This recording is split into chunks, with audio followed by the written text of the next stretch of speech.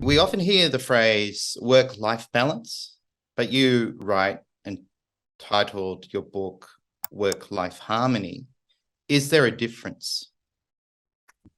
For me, there is.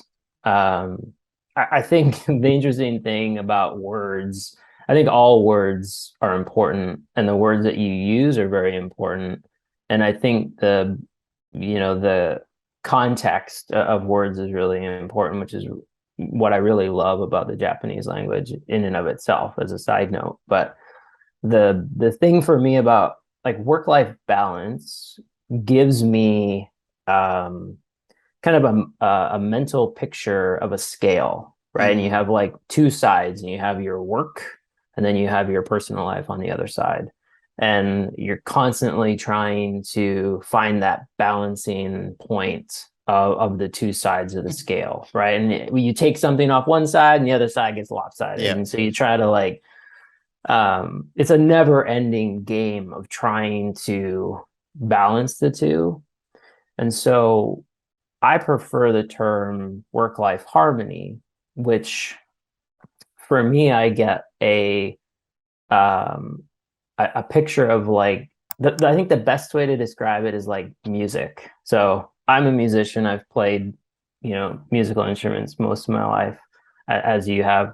And so when I think about a chord in music, it can show up in a lot of different ways, Mm-hmm. right? You have major chords, minor chords, you have diminished chords, you have augmented chords, you have all of these different types of ways that music shows up. Some of them sound really pleasant to the ears, some of them not so pleasant to the ears, but they invoke an emotion that comes with the sound.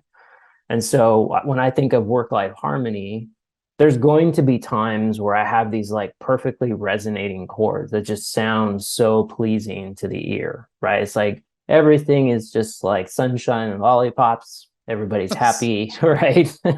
So you have like that kind of feeling that can be Mm. evoked from that blending of the two. And then you also have moments where it may not be super perfect. There may be sometimes where the harmony isn't as perfect as you want it to be necessarily, but it's, for me, that's kind of where I see the difference. And when I think about work-life harmony, it's all about trying to work in such a way that I can truly live, right? I don't live to work, right?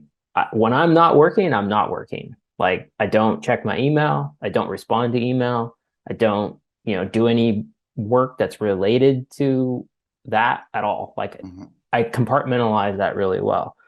And and that's probably because I got burnt out along the way, and I write about that in the book too, right? But it's like um I think for me, that's where the big difference lies in my mind, is it's finding those activities that can fit together in such a way that creates that resonance that, really connects to your authenticity.